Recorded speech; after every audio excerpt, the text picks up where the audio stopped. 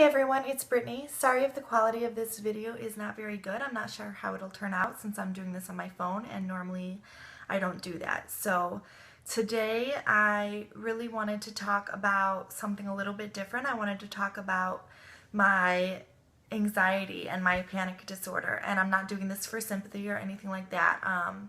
I know that this is something that a lot of people struggle with, and a lot of people struggle with it in silence, and it's something that can be so incredibly shameful and embarrassing, and it really can be isolating, and that's kind of how it made me feel.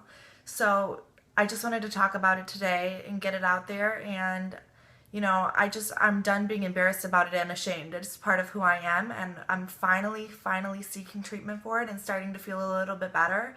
And so I'm ready to talk about it. So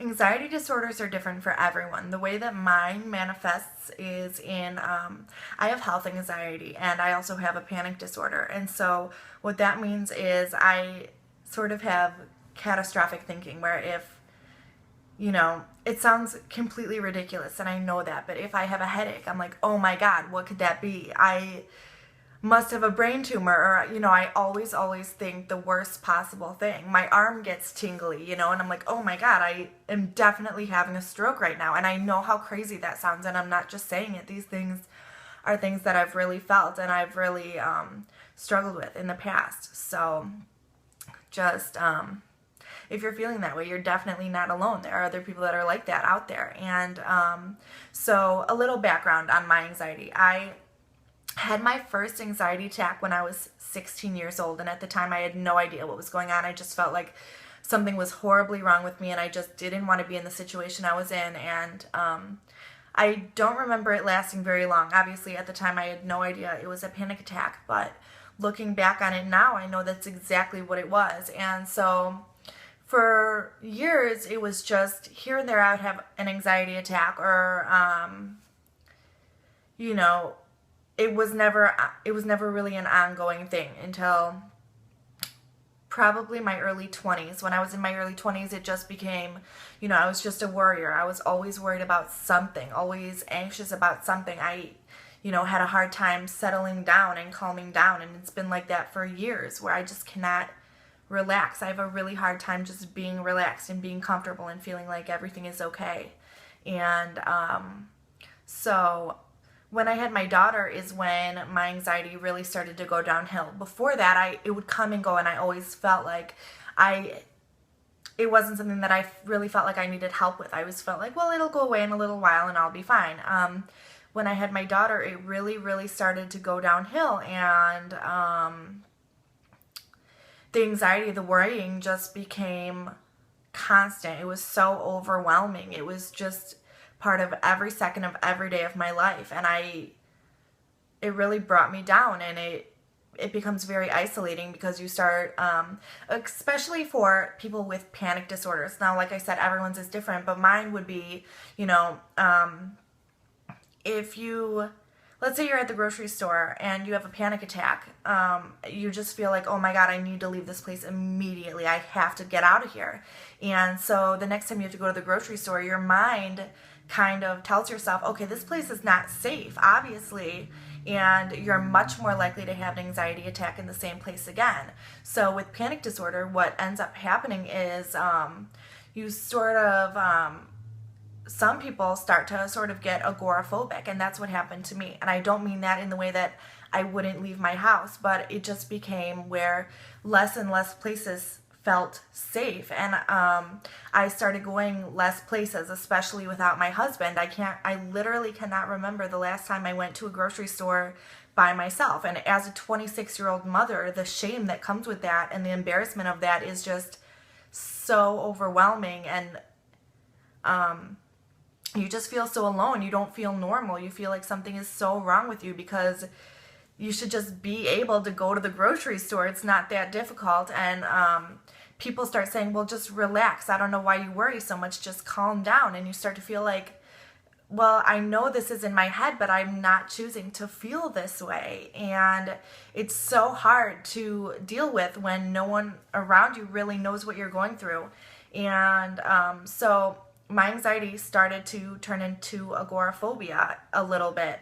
And so, like I said, less and less places were becoming safe. And I really started to become so isolated and so lonely because I didn't want to go anywhere. I was afraid of having a panic attack. You know, that was one of my, it just became such a huge fear of going out, of people seeing you freaking out or, you know, crying in the middle of a mall for no reason, just because you feel like, oh my God, something is totally wrong with me right now, and you can't control it. And your body starts telling you, yeah, there's definitely something wrong with you, when there's not. Your fight or flight system sort of kicks into overdrive without anything around you happening. And you start, you know, your heart starts racing, you start sweating, you start feeling like, oh my God, this situation is not safe for me right now, and it's not something that you can control. And so finally I got to a point where I was like, okay, you know, I really, you know, like this whole channel is about me getting healthier, and a huge part of that is mentally. I really started feeling like I cannot live like this anymore, and I refuse to live like this anymore. And it's not normal for a 26-year-old girl who's healthy and normal otherwise to feel like the world is such a terrifying place and that I can't go anywhere and feel safe, especially as a mother. And like I said, the shame that comes with that is so overwhelming and so profound, and it's something that you feel like no one understands. And so finally I decided to get help.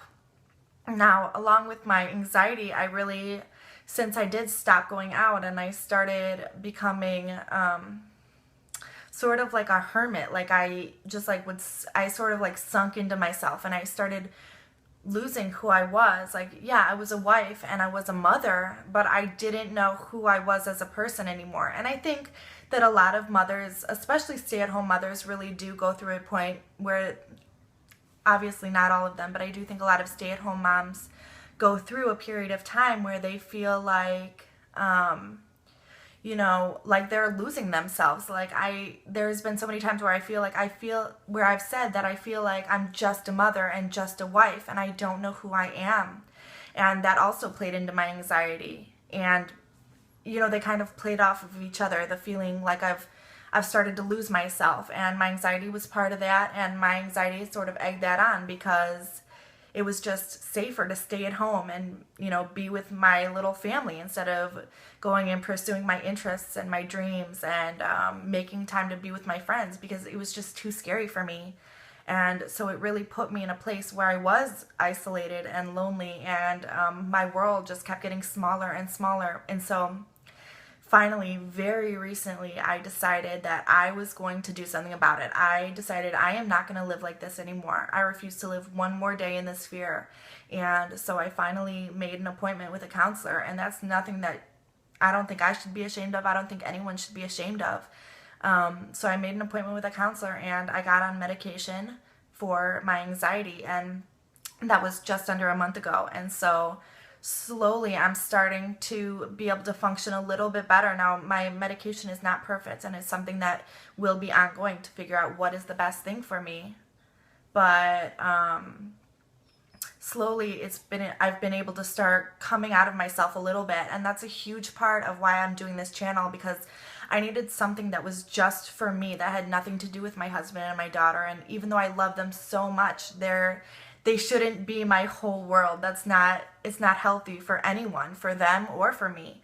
And so I really just needed something that was just mine, that I could really take time and focus on myself and not feel guilty about it, not feel like I'm being selfish for having this time. And so that's what this vlog is doing for me. And I feel like in just the couple weeks that I've been doing it, my confidence has started to grow, and I've been coming out of myself a little bit more. And, you know, spending half an hour, 40 minutes a day, just focusing on myself, working out, making sure that I'm eating right and really taking care of myself.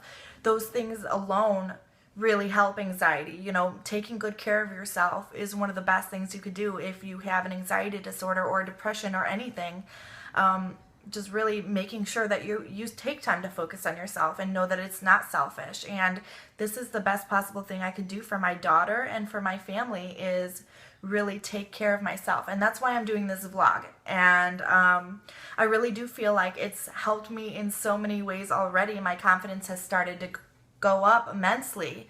And I just feel so much healthier, so much more alive. And I really hope that if there are people out there struggling with anxiety or depression or any sort of mental illness, and they're thinking to themselves, oh, you know, I don't need help, and they're putting it off. I put it off for years and years, and I just want you guys to know that there's no need to put it off any longer, because the help that you will receive, the way you can feel once you start getting help, just reaching out, helps so much. Just knowing like, okay, I'm on the path to getting better, and I don't have to feel like this anymore, and I'm not always gonna be stuck in this anxiety in my mind. Things will get better, and they will. And just please, if you're going through this, please just reach out to someone. Just get help. Don't wait for years like I did, because it'll just get worse. And I don't want people to feel like I did. And so, yeah, like I've said, and I'll say it again, that's why I'm doing this. This is just for me. It's for no one else. I am not going to be ashamed of who I am anymore. I'm not going to be ashamed of my anxiety. I'm not going to be ashamed of my weight. I'm really going to love myself. And that's not selfish. That's the best thing I could do for myself and my family. So if you're feeling like you can't take the time to love yourself, then just... even if you feel selfish for a little bit, so what? Just do it. Feel selfish. It doesn't matter. Just take that time for yourself and really focus on yourself and loving who you are, and taking care of yourself mentally and physically. And you will start to feel better. You'll start to come out of yourself. You'll start to realize there's help out there. You don't have to feel like this another second of your life. And so... I don't know. That's all I really want to say. Just, if you need help for anything, just reach out to someone. Just get help and start living your life in a way that's the best possible way you could be. I mean, do I still need a lot of work? Of course I do.